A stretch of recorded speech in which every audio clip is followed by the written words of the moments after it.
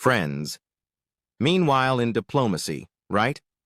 Yesterday, aboard Air Force One, Trump told reporters that the best way to end the war would basically be to slice up the country. See what he said? Open quotes. "Let it be cut the way it is. It's cut now. You can leave it the way it is now." He suggested that both sides should simply stop fighting along the current lines. Well, sources who attended the meeting described the encounter as quite tense, with the Ukrainian delegation leaving visibly frustrated and disappointed, according to two people who spoke to Reuters. Trump openly pressured Zelensky to cede territories to Russia. The conversation was so bad that one of the sources described it as very bad, stating that the message passed to the Ukrainians was something like, "Your country will freeze and your country will be destroyed if you don't make a deal with Russia."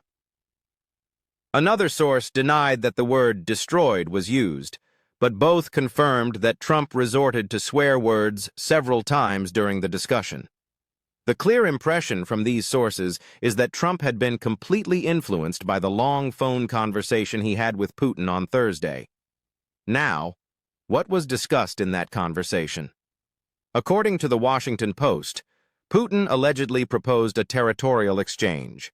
Ukraine would cede the regions of Donetsk and Luhansk in exchange for Russia withdrawing from small parts of Zaporizhia and Kherson. According to one of the sources, this was exactly the proposal the American team led by Steve Witkoff aggressively presented to the Ukrainians in the Friday meeting. Witkoff allegedly even mentioned that Donetsk and Luhansk have Russian-speaking populations, an argument he has publicly used before, right?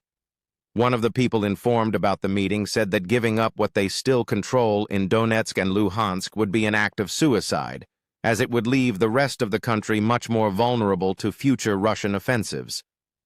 Well, it was after these closed-door meetings that Trump's position became public, and he made that statement about slicing up the territory and stopping the war along the front line. Of course, Zelensky publicly responded to this. He wrote on social media, open quotes, "Ukraine will never grant the terrorists any reward for their crimes," and said he counts on the firm position of his partners.